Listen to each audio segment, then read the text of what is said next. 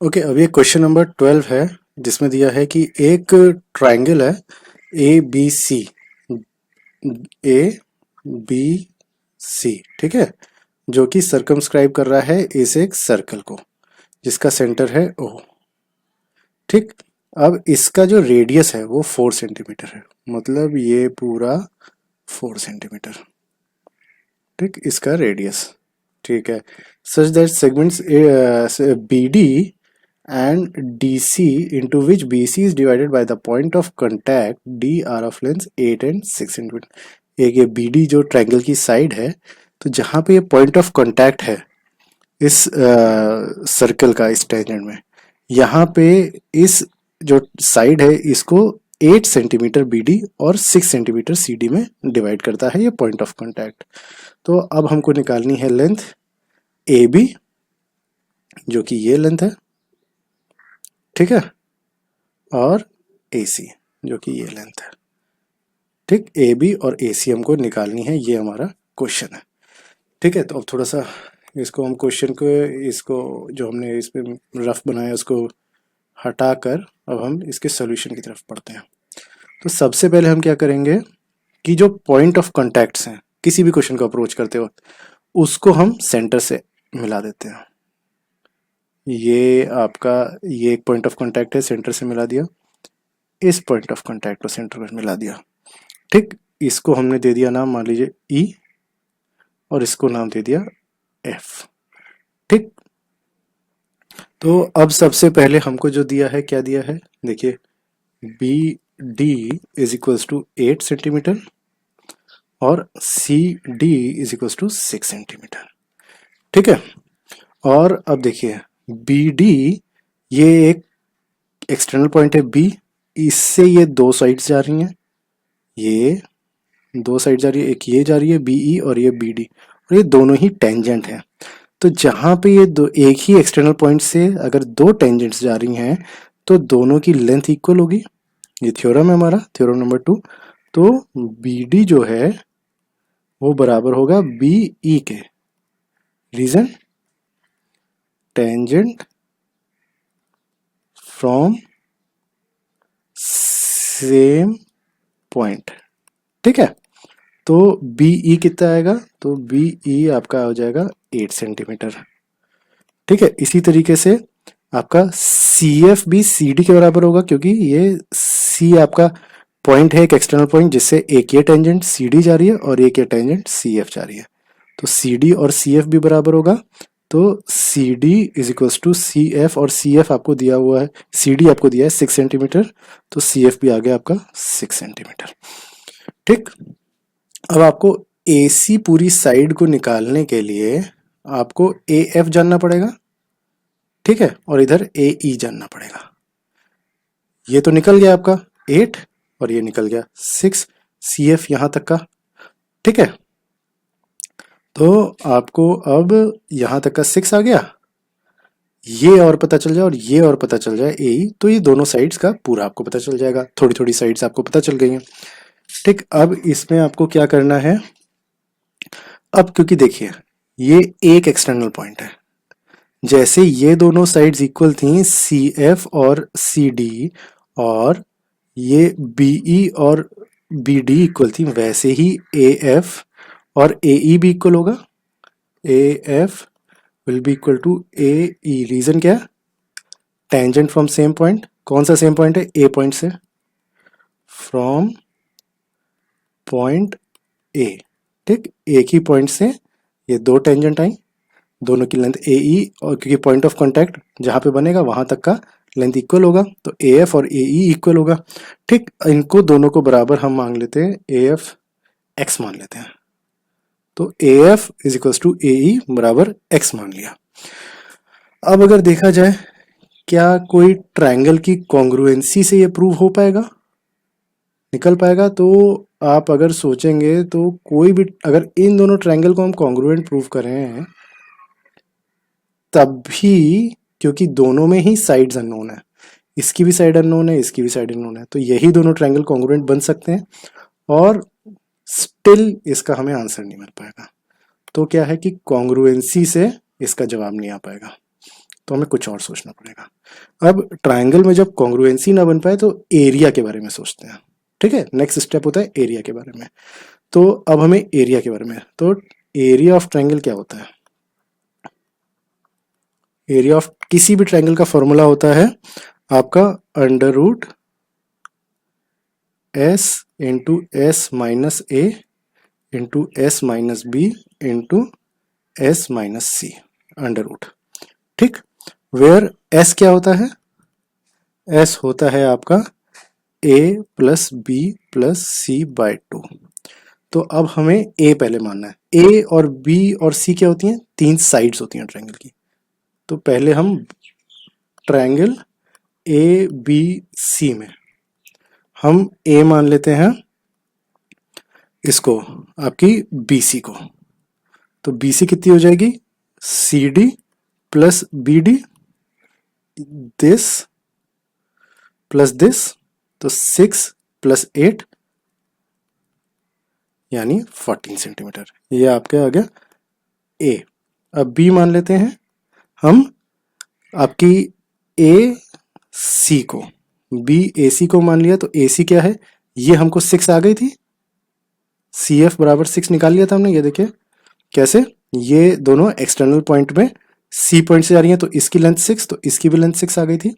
तो 6 और प्लस हमने ए एफ को x मान लिया है और ए ई को भी x मान लिया, क्योंकि दोनों सेम होंगी, क्योंकि दोनों ही एक ही एक्सटर्नल पॉइंट से आ रही हैं। तो 6 प्लस x हो जाएगी। और सिमिलरली आपकी जो बी ए बी होगी वो इतना 8 है, तो 8 प्लस x हो जाएगी, 8 प्लस x हो जाएगा। ठीक, तो अब यहाँ पे चलते हैं। तो s आपका कितना बनेगा? a plus B plus C by 2। तो a कितना है? 14 प्लस b कितना बना? 6 प्लस x प्लस आपका ए बी या c कितना, यही बराबर इसको, ये c के बराबर है। c कितना बना? 8 प्लस x और डिवाइडेड बाय 2। तो ये कितना बनेगा? 14 और 6 20, 20 और 8 28, 28 प्लस x और x 2x बराबर डिवाइडेड बाय 2। ऊपर से 2 कॉमन ले लेंगे तो x प्लस 14 बाय 2, 2 2 कैंसिल। तो s आपका जो बनेगा x प्लस 14 बनेगा। ठीक, तो s निकल गया। अब इस फॉर्मूले में हम डाल देंगे। तो एरिया कितना निकलेगा आपका? अंडर रूट ऑफ s कितना आया? x प्लस 14 ब्रैकेट में x प्लस 14 माइनस ए कितना था? माइनस 14 था, 14 आ गया a की value, into x plus 14 minus b था 6 प्लस x, ये तो माइनस x हो गया, और into x plus 14 minus c यानी -8 माइनस x, और ये पूरे का अंडर रूट है। ठीक, तो अब ये कितना बना? Under root x plus 14 into 14 14 0 हो गया, इंटू x, और इधर x कट गया, 14 माइनस 6 इंटू 8 इंटू, फिर इधर x कट गया और 14 माइनस 8 इंटू 6। तो ये एरिया आपका बना under root x into x plus 14 और 8 इंटू 6 इंटू 14 और इंटू 48। ठीक है, ये आपका एरिया निकला है। तो ये आपका एक एरिया निकल आया। अब हमें नेक्स्ट क्या करना है? अब यही एरिया अगर देखा जाए तो इसमें अंदर 3 ट्रायंगल्स बनते हैं। कौन से? ये देखिए ए सी, और ये इसको ऐसे ऐसे छोड़ना पड़ेगा हमको।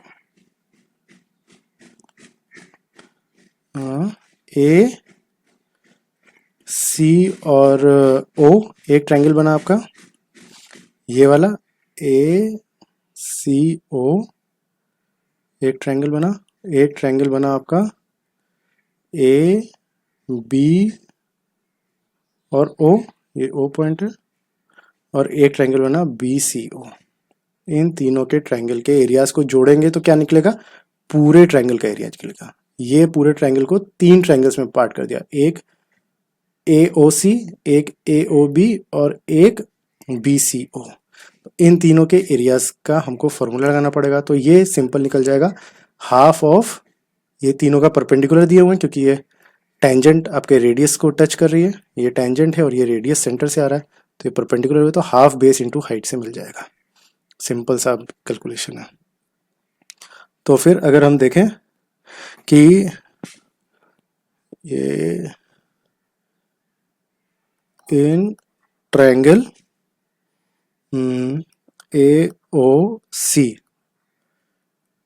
AOC में हमारा क्या होगा, हाफ इंटू 4 इंटू ए बन जाएगा। और ट्रायंगल, सॉरी OC, AOC नहीं होगा, ये आपका होगा ट्रायंगल OBC, ठीक है। और ट्रायंगल OCA में कितना बनेगा, हाफ इंटू 4 इंटू बी बनेगा। और ट्रायंगल OAB में कितना बनेगा, हाफ इंटू 4 इंटू सी। ये कैसे बनेगा एक बार फिर से मैं आपको बता देता हूँ। OBC में हाफ इंटू 4 में OBC, तो ये OBC में अगर देखा जाए, ठीक है, आपका ये बेस हो गया पूरा OBC में, ये BC बेस हो गया। और हमने BC को ही माना हुआ है, हमने BC को माना है, एक सेकेंड, BC को माना है A, ठीक है। BC हमारा A के बराबर है और हाइट इसकी 4 के बराबर है। क्यों, क्योंकि ये रेडियस के बराबर है, ठीक है, ये वाला पार्ट रेडियस के बराबर है। तो हाफ इंटू बेस, बेस हो गया A और हाइट हो गया आपका 4। तो इस तरीके से हाफ इंटू 4 इंटू A आ गया। ट्रायंगल OCA में देखा जाए, हाफ इंटू 4 इंटू B, तो आपकी ट्रायंगल OCA में, OCA ये हो गया, तो हाफ इंटू ये आपका AC, और AC हमने बराबर माना है B के, तो हाफ इंटू B इंटू ये 4। इस तरह हाफ इंटू ये पूरा C माना है, हाफ इंटू C इंटू ये 4।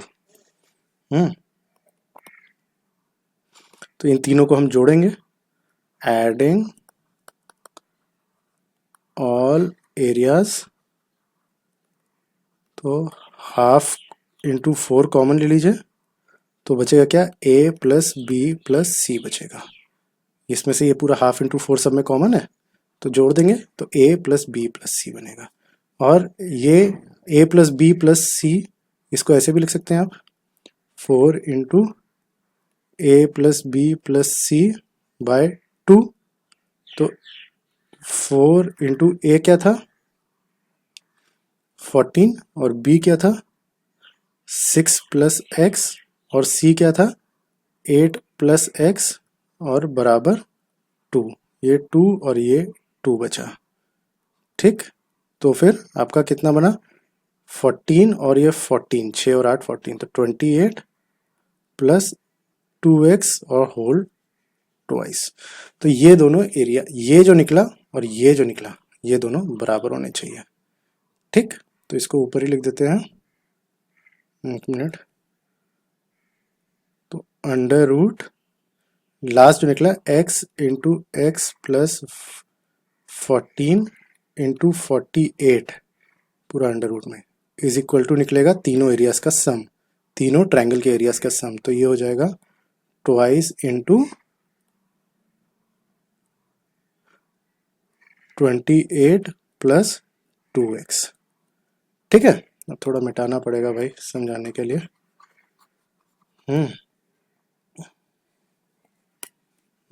थोड़ा सा इसको मैं मिटा रहा हूँ, आप लोग पॉज करके नोट कर लेना।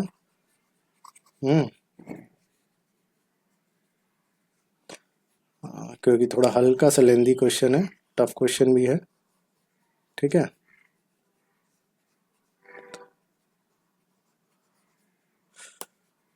अब आप अगर देखिए कि इसको सिंपल, अब दोनों तरफ स्क्वायरिंग बोथ साइड्स कर दीजिए, स्क्वायर बोथ साइड्स, ठीक है। स्क्वायर बोथ साइड्स में क्या निकलेगा हमारा,